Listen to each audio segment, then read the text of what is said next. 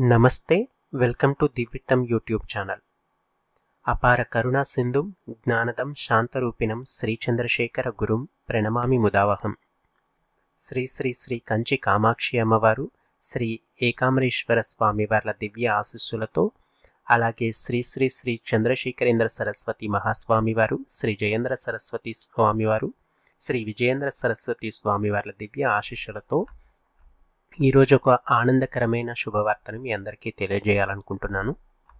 శ్రీ కాంచి కామకోటి పీఠాధిపతి జగద్గురు పూజ్య శ్రీ శంకర విజయేంద్ర సరస్వతి శంకరాచార్య స్వామి వారి అనుగ్రహంతో శ్రీ దద్దు సత్యవెంకట సూర్య సుబ్రహ్మణ్య గణేష శర్మ ద్రావిడ్ గారికి పవిత్రమైన సన్యాస దీక్ష ఈ ఏడాది అక్షయ తృతీయ నాడు, అనగా ఏప్రిల్ 30, 2025న కాంచీపురంలో శుభంకరంగా జరగబోతోంది.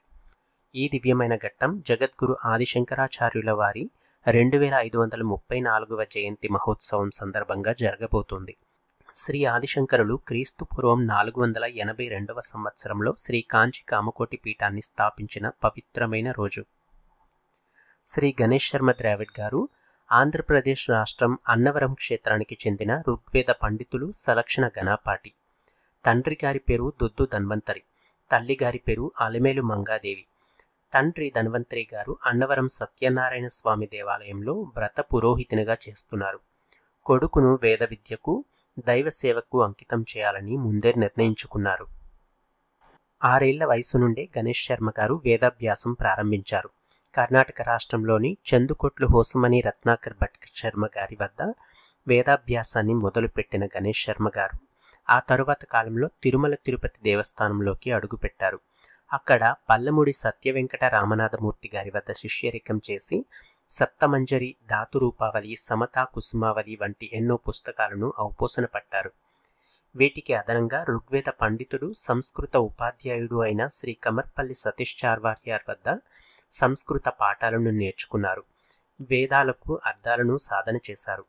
అదే సమయంలో గణేష్ శర్మ గారు వేద అధ్యయనాలతో పాటుగా అన్నవరంలోనే ఎల్కేజీ నుండి 5వ తరగతి వరకు సమకాలీన విద్యను కూడా పూర్తి చేశారు. 2009వ సంవత్సరంలో వేసవి సెలవుల్లో తిరుపతిలోని మేనమామ ఇంటికి గణేష్ శర్మ గారిని ఆయన తాతగారు శ్రీ దొద్దు సుబ్రహ్మణ్యం గారు తీసుకెళ్లారు. ఆ సమయంలోనే తిరుపతి వచ్చిన శ్రీ కంచి కామకోటి పీఠ శంకరాచార్యుల దర్శనానికి వెళ్లారు. అప్పుడే స్వామీజీ గారు ఈ బాలుని చూసి దగ్గరకు పిలిచి ఆశీర్వదించి ఈ బాలుని వెంటనే ద్వారకా తిరుమల పూజారి అయిన రత్నాకర్ భట్ శర్మ గారి వద్ద చేర్పించండి. ఆయన ఋగ్వేద పండితుడు, సకల జ్ఞాన సంపన్నులు. ఆయన వద్ద శిక్షణ తీసుకుంటే మంచి భవిష్యత్తు ఉంటుందని చెప్పడంతో వెంటనే రత్నాకర్ భట్ గారి వద్ద గణేష్ శర్మను చేర్పించారు. 12 ఏళ్ల పాటు శిక్షణ తీసుకొని ఋగ్వేద సహిత ఐంద్రియ బ్రాహ్మణ, అరణ్యగం, ఉపనిషత్తులు వంటి విషయాల్లో నిష్ణాతులు అయ్యారు. ఆ తరువాత రత్నాకర్ భట్ గారి కుమారుడు అరసవల్లి సూర్యనారాయణ స్వామి దేవాలయం పూజారి అయిన శ్రీనివాస శర్మ గారి వద్ద కూడా కొన్నాళ్ల పాటు శిక్షణ తీసుకున్నారు. ఎన్నో పుస్తకాలను అభ్యసించడంతో పాటు మంత్రోచ్చరణ విద్యను కూడా అభ్యసించారు.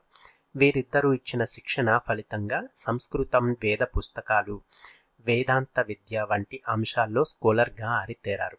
ఆ తరువాత కాలంలో తెలంగాణ రాష్ట్రం నిర్మల్ జిల్లా నిజామాబాద్లోని బాసర శ్రీ జ్ఞాన సరస్వతి దేవస్థానంలో ఋగ్వేద స్కాలర్గా సేవలందించారు. కొన్నాళ్ల తరువాత విజయవాడలో చాతుర్మాస్యంలో అక్కడకు విచ్చేసిన శ్రీ కంచి కామకోటి పీఠాధిపతులు శ్రీ జయేంద్ర సరస్వతి స్వామిని దర్శించుకున్నారు. తరువాత 12 ఏళ్లకు ఒకసారి వచ్చే మహామాకం పండగ సందర్భంగా 2019లో మరోసారి జయేంద్ర సరస్వతి స్వామిని దర్శించుకున్నారు.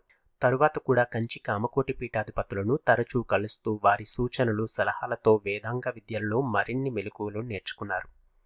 2014 ఏప్రిల్ 12న బాసర సరస్వతి అమ్మవారికి స్వయంగా పూజలు నిర్వహించి కాంచీపురంలో విద్యాభ్యాసం పొందేందుకు అనుమతి ఇవ్వాల్సిందిగా అమ్మవారిని ప్రార్థించారు.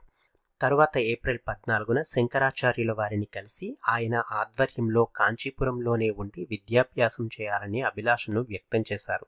ఆ క్రమంలోనే యజుర్వేదం, సామవేదం, షడంగాలు, దశోపనిషత్తులు వంటి వివిధ శాస్త్ర అధ్యయనాలను అభ్యాసం చేశారు. ఈ క్రమంలో కంచి కామకోటి పీఠానికి తదుపరి పీఠాధిపతిని నిర్ణయించాల్సి ఉన్నందున అన్ని లక్షణాలు కలిగిన వ్యక్తి కోసం అన్వేషణ మొదలుపెట్టారు. ఈ పీఠానికి పీఠాధిపతి కావాలంటే చాలా పరీక్షలు నెగ్గాలి. వ్యక్తిగతంగా, వేదాంత విద్యాపరంగా పరీక్షల్లో నెగ్గి రాగద్వేషాలను వదులుకొని కామక్రోధ మత మత్సరాలను విసర్జించి బ్రహ్మచారి అయి 25 ఏళ్ల వయసులోపై ఉండాలి. వేదాల్లో ఆరితేరి ఉండాలి. వివాహ ఆలోచన ఉండకూడదు. అన్నిటికీ మించి కంచి కామకోటి ప్రస్తుత పీఠాధిపతి అనుగ్రహాన్ని పొంది ఉండాలి. ఈ అన్ని పరీక్షల్లోనూ గణేష్ శర్మ గారు నెగ్గిన తరువాతే ఆయన్ని కంచి కామకోటి పీఠానికి ఉత్తరాధికారిగా నియమిస్తూ కాబోయే 71వ పీఠాధిపతిగా నిర్ణయిస్తూ కంచి కామకోటి మఠం ప్రకటన విడుదల చేశారు. ఈ ఏడాది అక్షయ తృతీయ నాడు అనగా ఏప్రిల్ 30, 2025న కాంచీపురంలో సన్యాస దీక్ష శుభప్రదంగా ప్రదానం జరగబోతోంది.